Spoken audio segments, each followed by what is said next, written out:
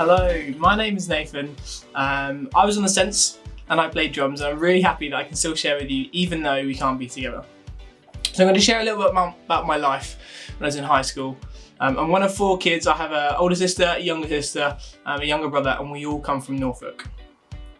So I wonder if you know this little fact about emergency services. Have you wondered why ambulances, police cars, fire engines all have blue and red flashing lights? It's actually because those colours, when they're flashing, don't trigger seizures for people who have epilepsy. The reason I know this is because my younger sister has epilepsy. When I was 11, my parents were foster carers. We fostered this little girl from 3 days from birth. Quite early on, she started having seizures. Often in response to having food, her brain would shut down, her body would just stop moving, and her face would go grey, she'd stop breathing. At first, the doctors thought it was just reflux, and they thought it might go away at some point, so they didn't think much of it. It didn't go away. She kept having seizures, and it started becoming random, which was even more of a problem, so we always had to keep an eye on her. Someone always had to be in the same room, and at night she had a monitor under her bed that would detect movement, and as soon as it stopped detecting movement, it would alarm really loudly. When she had a seizure, she'd stop moving, so the alarm would go off, but sometimes it also went off even when she was absolutely fine. The alarm was really, really loud. Everyone in the house would get up, and we'd all rush to her room, and it was really quite scary, and sometimes nothing would be wrong. My parents would have to take turns in the hospital. One of them would take my little sister to the hospital and sit there for a few days and stay at the hospital, and the other would look after us, and then every few days it'd switch around, so there was only ever one parent at home and my little sister was never in the house. And one time they were on the way back from the hospital, my granddad had picked up my mum and my little sister, and she had a seizure in the car, so they had to turn around the car and go back, which was really upsetting because they thought it was all fine. Now this all had really, really serious consequences that still affect us to this day, and one of the main ones was the immense stress. And my mum developed really severe anxiety. It was all because we didn't know each day if my sister would make it. Now this is suffering. There's a book in the Bible called James, and in the very second line he says, "Consider it pure joy when you face trials of many kinds." He's basically saying, look at this challenge, look at this test, it is a gift. Can you imagine when something goes wrong in life saying that is a gift?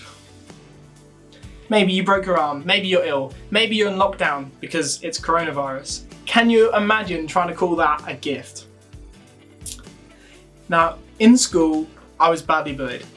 When I was in junior school, I was made fun of for being overweight. That continued too in high school, but especially in my football team. So I quit playing football. I was also made fun of for being good at maths and science. If I did really well on a test, people would laugh at me. If I did really badly, people would boast that they did better than me. So I started to hide everything I did. I spent less time with people and spent most of my time in school on my own. People laughed at me for wearing glasses. They laughed at me and said I looked like Harry Potter, so I stopped wearing my glasses. It was a long time before I actually could put on my glasses again, which I need to see. I need them to read, and I couldn't even sit in a classroom and see the whiteboard, but I just couldn't put my glasses on because people would laugh at me for it. Those are 2 examples of suffering. No one caused my sister to have that epilepsy. That wasn't anyone else's fault.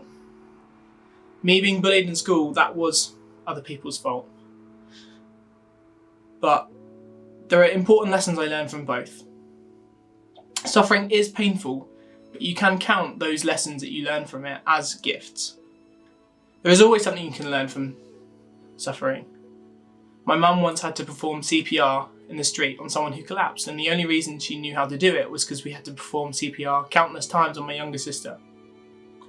I know how to do it, and one day I might meet someone who has a seizure, and in that situation I'll know what to do. The other lesson I learned was forgiving people. As a result of being bullied, I was so low and resorted to pushing other people down to try and push myself up. I was not a nice person, and that probably only changed 5 or 6 years down the line into doing it. 14 or 15 I must have been. I was at a Christian camp, and there's a guy who told me about this man called Jesus. Now, you might have learned about Jesus in your RE lessons, It says he came to earth to forgive people's wrongdoings by sacrificing himself. Now, I never felt like God loved me when I was growing up. And in my eyes, I became a horrible person for the things I said to other people, the way I treated other people. And so because of that, I never thought God would ever love me. But this guy at this camp, he was telling me that God loved me. He was telling me that it didn't matter I was doing all of these wrong things. He said God would forgive me if only I let these things go. Forgiveness is not a one-way thing. I had to forgive all of these people who mocked me, made fun of me, people who hated me. The reason I had to forgive them, because I was holding on to everything they had ever said or done to me. Was my grudge making them sad? No, they probably didn't even care. They probably didn't even know I had a grudge. Was it making me sad? Yes, it was.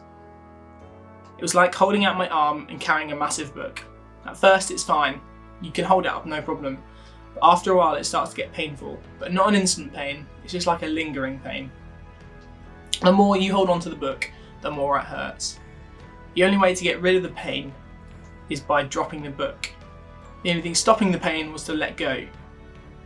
Let go of every bad word people had said to me, to move on and say, I forgive them. The only reason I could do this was because God had forgiven me. If God could forgive me for some of the things I did, I knew I could forgive other people for some of the things that they did. If we never forgive people, we'd just be mad at them all the time. In all of the best friendships I've had, I've needed to forgive someone and they've needed to forgive me. I recently played football for the first time in years. I got over my fear of not getting good enough grades in school. In fact, I wasn't even bothered by what I got because I finally figured out that my grades don't define who I am. Sometimes when I need them, I put my glasses on too. The only reason I'm able to do all of this is because of a God who loves me and you despite all the mistakes we make, who forgives us of those mistakes and teaches us good lessons when things go wrong. Thank you ever so much for listening to me. I hope you have a really great rest of your day.